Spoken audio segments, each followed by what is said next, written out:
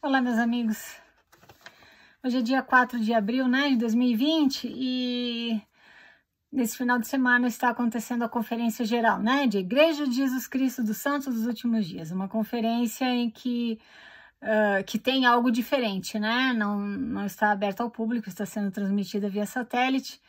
Eu não estou acompanhando, eu não consigo escutar a voz daqueles homens. Eu não consigo, sabendo o que eu sei sobre eles, eu não consigo escutar a voz deles. Então, eu não tenho a menor ideia do que está acontecendo, do que eles estão falando. Mas eu já quero, assim, te adiantar, né?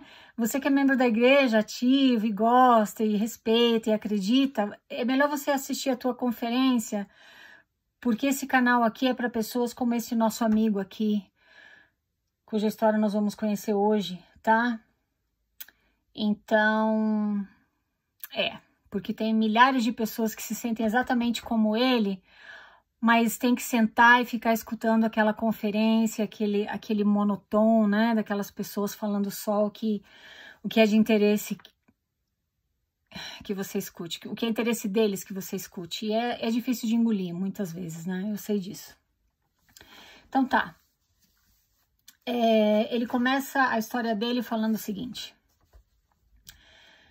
Oi, Vânia, queria lhe contar a minha história. Eu servi missão no Brasil de 2016 a 2018. Toda a minha família é membro. Eu sou o primeiro missionário da família. Olha o que ele fala aqui. Sempre tive dúvidas com respeito à igreja, mas achava que não eram o suficiente ou que simplesmente estava sendo iludido pela minha própria cabeça. Então decidi servir missão. Quando cheguei, fiquei absolutamente surpreso com a forma como os assistentes davam os treinamentos para os recém-chegados. Esse barulho é da minha cachorra, tá? Eles só falavam de batizar, batizar e batizar. Falavam que se não batizamos, íamos ter nas nossas mãos o sangue daquelas pessoas que não resgatamos. Então todo mundo queria batizar para não ser queimado pelos assistentes. Queimado é uma expressão que a gente usa na missão, tá? Ou seja, para os assistentes não falarem coisas que vão te humilhar, te ofender, tá? É uma expressão.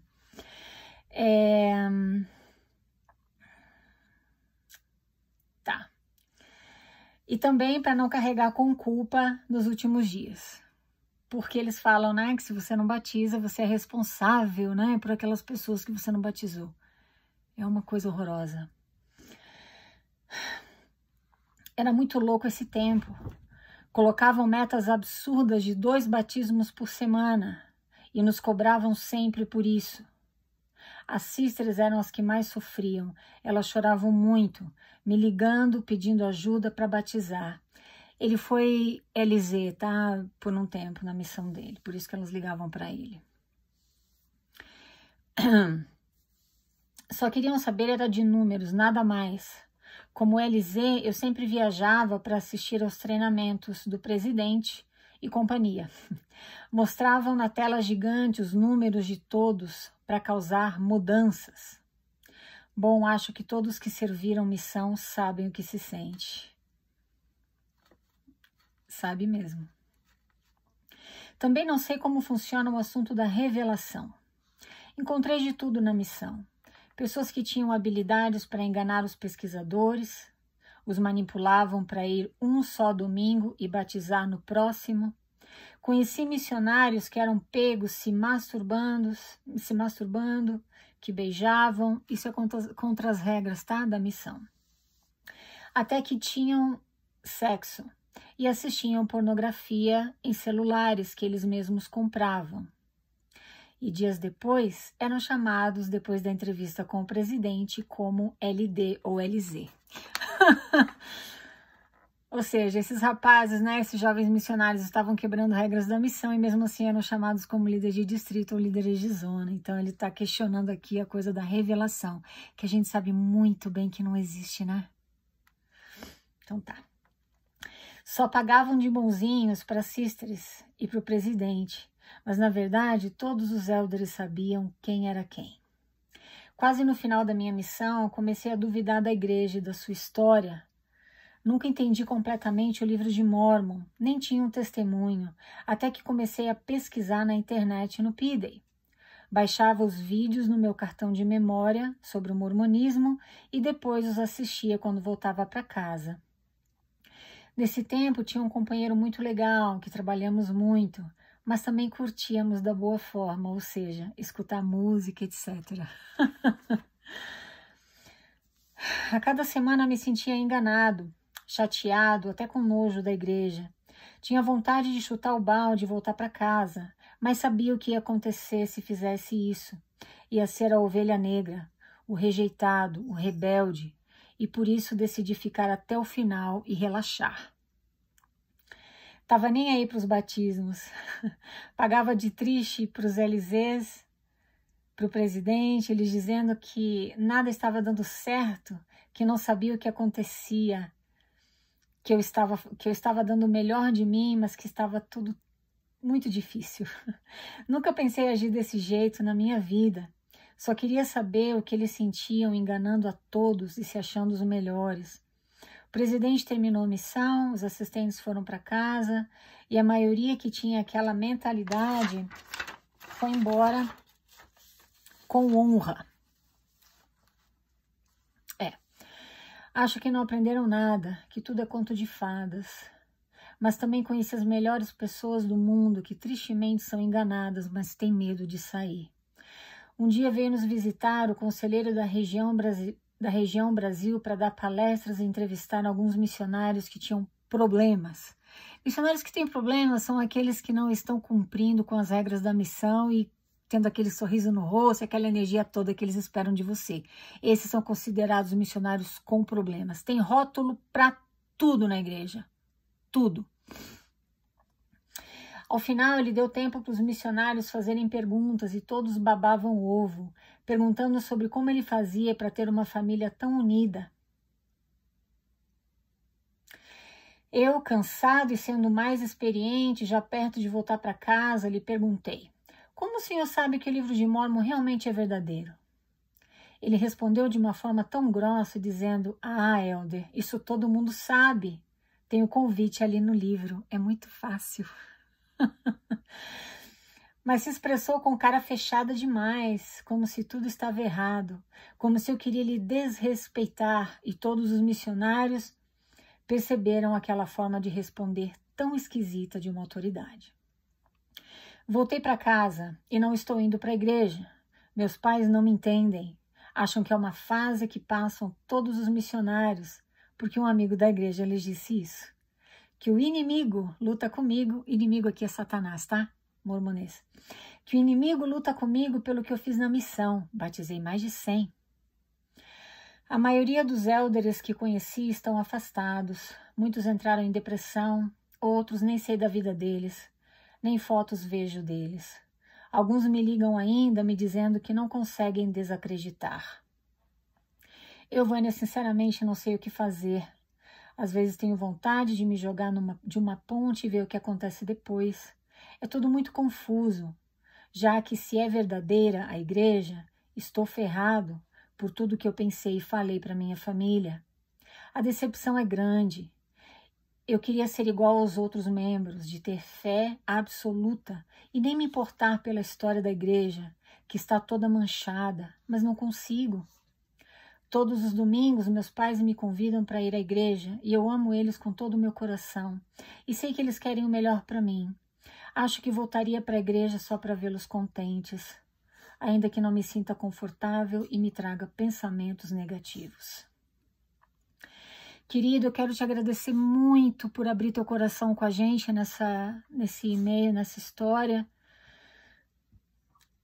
Ele não é um brasileirinho, tá? Ele fala aqui pra mim que a língua dele é espanhol. Ele fala que não é brasileiro, a língua dele é espanhol, mas ele escreveu muito bem em português. Obrigada, tá, querido?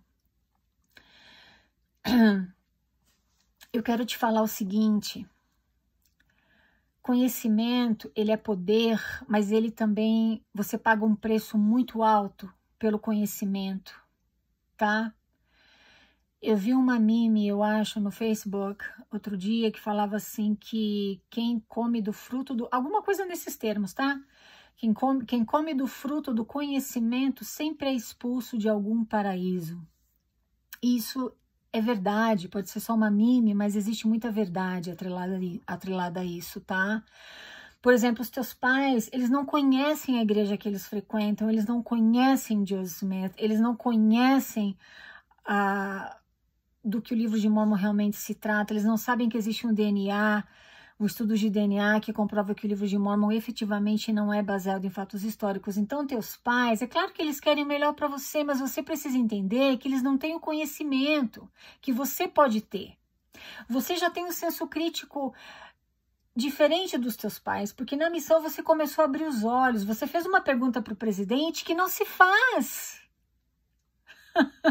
Presidente, como é que o senhor sabe que o livro de Mormon realmente é verdadeiro? Você não questiona nada. Na igreja não existe espaço para questionamentos. Na igreja não existe espaço para você escolher entre o teu testemunho e a tua saúde mental. Na igreja não existe espaço para você viver a tua vida do teu jeito. Não tem espaço. Tem as perguntas certas, tem as respostas certas, tem os padrões certos, tem a visão de mundo certa e única. Nada que foge, nada que sai da caixa é aceitável. O problema é que talvez você já esteja tendo algum problema de saúde mental aqui, como depressão, porque você fala aqui pra mim, né? Eu tenho vontade, às vezes, de me jogar de uma ponte e ver o que acontece depois. Talvez você esteja falando isso sem pensar nas palavras, mas talvez, por outro lado, talvez você se sinta assim. Teus pais querem o melhor para você, mas como mãe eu vou te falar uma coisa, nem sempre o que a gente acha que é melhor para os nossos filhos realmente é. E eu aprendi isso da forma mais dura possível. Se teus pais te amam incondicionalmente, eles vão respeitar a tua decisão de abandonar a igreja se ela não te faz bem. Isso é uma decisão que precisa ser tua, porque a história é tua. Você tem o direito de escrever a tua história. Presta atenção e busca força para fazer o que é melhor para você, tá? Você questiona que, se a igreja for verdadeira, então eu tô ferrado. Eu posso te afirmar, por conhecimento científico, que a igreja de Jesus Cristo dos Santos dos Últimos Dias não é verdadeira. Joseph Smith nunca teve aquela visão. O livro de Mormon é um livro de ficção científica. Joseph Smith era uma pessoa que, se ele vivesse hoje, nos dias de hoje, ele estaria preso na cadeia até hoje. E ele foi preso, né? Ele morreu, ele foi assassinado dentro de uma prisão. Não foi por perseguição, não, foi por crimes que ele cometeu. Ninguém sabe disso na igreja. A igreja nunca vai te falar as coisas, os fatos, como eles realmente aconteceram. É por isso que eu criei este canal aqui, para pessoas como você, que estão nesse dilema. Você precisa vencer o medo, você precisa conhecer como a tua mente funciona, você precisa entender como é que o teu cérebro funciona, por que você tem medo, por que você acha que você tem um testemunho. É por isso que eu estou aqui, para te ajudar a desvendar, a montar esse quebra-cabeça. Que o mormonismo tem o potencial de destruir a tua saúde mental no estalar de dedos, tá bom? Você que é membro da igreja, que está me assistindo, é para pessoas como esse jovem aqui que eu faço esses vídeos, tá? Então você que tem um testemunho e está feliz lá, você não deveria estar me assistindo. Hoje, dá uma olhada aí nos comentários, eu recebi um recorde de pessoas me insultando. Provavelmente estão assistindo a conferência, a lavagem cerebral, né, funciona... Tá fresquinha na cabeça delas, então elas estão vindo aqui me atacar. Dá uma olhada. Veja o que a verdadeira igreja de Jesus Cristo ensina às pessoas. Não existe amor, não existe tolerância, não existe aceitação. Existe orgulho, existe prepotência, existe presunção. É muito triste. Então o que eu desejo para você, seja você quem for e você também, querido da história, é que você escreva a tua história do teu jeito, é que você viva a tua vida do teu jeito, porque no final das contas, o que conta é a tua saúde mental, o que conta é a tua felicidade. A vida é curta demais para você se perder em questionamentos e deixar as pessoas responderem para você e te darem respostas que não cabem, que não fecham, que não satisfazem o teu elefante, que eu já falei sobre isso outras vezes. Tá bom, meus queridos? Vamos ser felizes, cada um do seu jeito. Tá bom? Muito obrigada por me escutar, meus queridos. Falamos na próxima. Tchau, tchau.